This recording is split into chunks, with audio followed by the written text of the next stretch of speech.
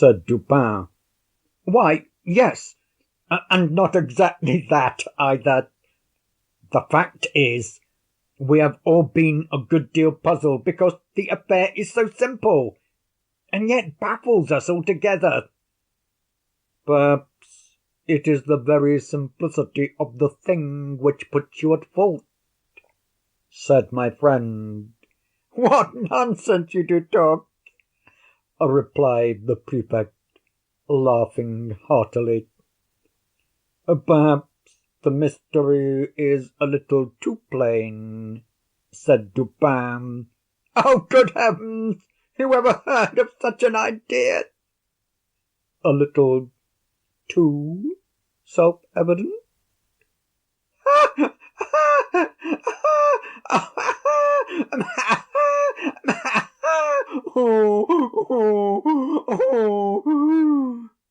Roared our visitor, profoundly amused.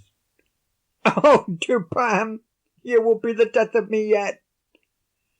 And what, after all, is the matter on hand? I asked.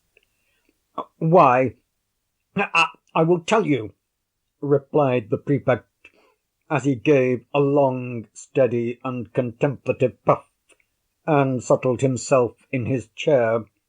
I will tell you in a few words, but before I begin, let me caution you that this is an affair demanding the greatest secrecy, and that I should most probably lose the position I now hold, were it known that I confided it to anyone. Proceed, said I. Or not, said Dupin. Well, then, I have received personal information from a very high quarter that a certain document of the last importance has been purloined from the royal apartments. The individual who purloined it is known. This beyond a doubt. He was seen to take it. It is known also that it still remains in his possession. How is this known? Asked Dupin.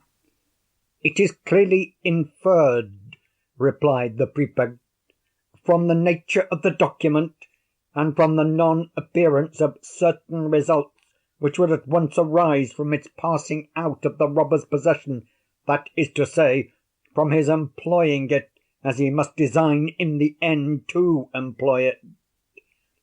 Be a little more explicit, I said. Well, I may venture so far as to say that the paper gives its holder a certain power in a certain quarter, where such power is immensely valuable. The prefect was fond of the cant of diplomacy. Still, I do not quite understand, said Dupin. No.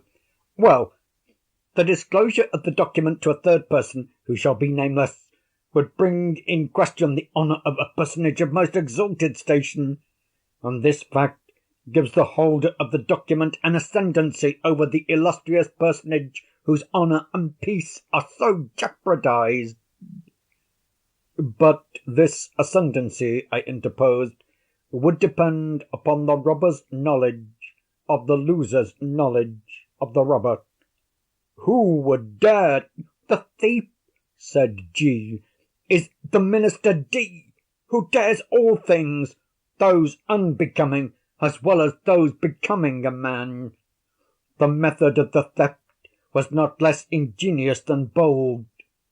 The document in question, a letter to be frank, had been received by the personage robbed while alone in the royal boudoir. During its perusal she was suddenly interrupted by the entrance of the other exalted personage, from whom especially it was her wish to conceal it. After a hurried and vain endeavour to thrust it in a drawer, she was forced to place it, open as it was, upon a table. The address, however, was uppermost, and the contents thus unexposed, the letter escaped notice. At this juncture enters the minister D. His lynx eye immediately perceives the paper, recognizes the handwriting of